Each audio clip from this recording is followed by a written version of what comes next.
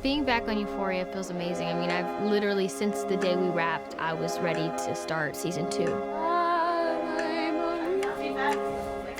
I just feel very lucky to be back. It is a Christmas gift to 2020. You've been wrestling with these things out in the world. Well, we're gonna give you some tools to work it out, and we're gonna wrap it all in a bow, but it's gonna be messy when you unravel it.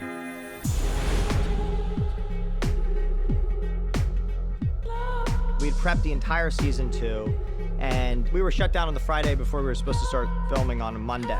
My instinct kind of immediately was, what else, what can we do in the meantime? What's a way to do kind of more contained pieces that allow us to continue the emotional evolution of these characters? Do you need homework? Sam had written a scene for season 2 that was Ali and Rue in a diner. I thought this episode was gonna be like some weird fever dream, and we're gonna be running around. There's lots of things going on, 178 scenes like he has in any episode. And then he sends me this script, and it knocked me off my feet. I just started to run with the idea of, well, what if we just never leave the diner and just stay inside of that conversation? Normally, we have a show that moves relatively fast, that has a number of locations and scenes. The challenges of making these episodes is it doesn't allow us to get comfortable in a form. It forced me to upend the entire structure of the series and look at these characters from an entirely different perspective in service of the emotional reality of where Rue is in her life. Look, Ali, I know you don't believe me, but I'm doing really good, actually. Sure. Yeah, for sure. I feel like I've found this like amazing balance where I'm like happy and healthy, and I'm not like looking to anybody else for that happiness, you know? Rue is in a very vulnerable place. She's trying her best to convince herself that she has something figured out. Rue does not have it figured out. Rue does not know what she's doing. The point is your sobriety. Yeah. And like finding an emotional balance, you know? You just said you found an amazing balance. And I think the only person who can cut through the noise and truly understand her is Ali.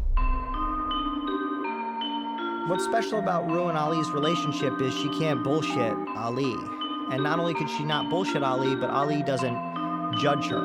You're playing pool with Minnesota Fats. He's like, I'm not scared of you. He's like, you can tell me anything. Just throw the truth at me, and I can handle it. I can hold that for you. She's able to slowly kind of open up and take these layers off, because really, what is the point of that when someone can see right through to who you are? Throughout the episode, you know, she comes to understand Ali quite a bit more. You have daughters, right? Mm-hmm. You see them often? I've never declined an invitation. What I found super fascinating about Ali's backstory was the fact that he had 2 daughters and a wife. And I thought, wow, well, that's kind of cool, because he's dealing with a young girl. I think he's almost in a way he feels like he could be almost like a surrogate father, whether he knows it or not in this moment. Oh, hey, I didn't know you were gonna pick up. No, I'm not trying to guilt trip you. He lets out that he wasn't as strong as Rue may think he is. That also that he's got some darkness to him as well. I love the fact that we get more context for this man that we met in season 1, that we just thought was like this OG chill dude. We're like, oh, but he had to earn that. He had to get there. He's trying to make up for things that he's lost, and he's trying to correct mistakes that he's made in his past and try to do a little good on this earth, as he says. Ali, what am I supposed to do about Jules? I see Rue and Jules as like real soulmates. Like, I love their relationship. But what I was interested in kind of getting into is, what if their relationship to one another is not the best thing for her right now? The night of the carnival, she came over and we like kissed a bunch. Okay, but when did it become a relationship? She told you that night. It became a relationship that night? Yeah. So it wasn't just kissing, you 2 talked about being together.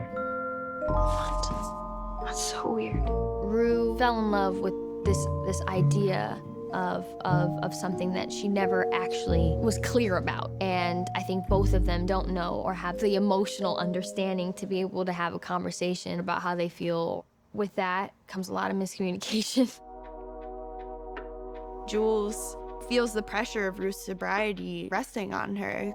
I think Jules is really worried that if she makes the wrong move with Rue, you know, it could go straight back to relapsing. And that's like countered with the two of them being very in love. She's constantly trying to find things outside of herself to ground her, to make her feel okay, and that she's connected to people. And I think she uses Jules for that. But therein lies the trap. It'll always go south because, you know, you can't place that burden on another individual. We talked about getting matching tattoos on the inside of our lips. Did you? No.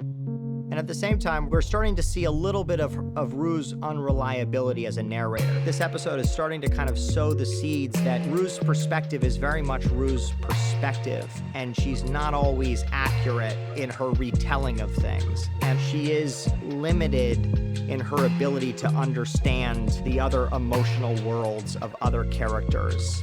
And it leaves open the other side of the story, which is Jules's side.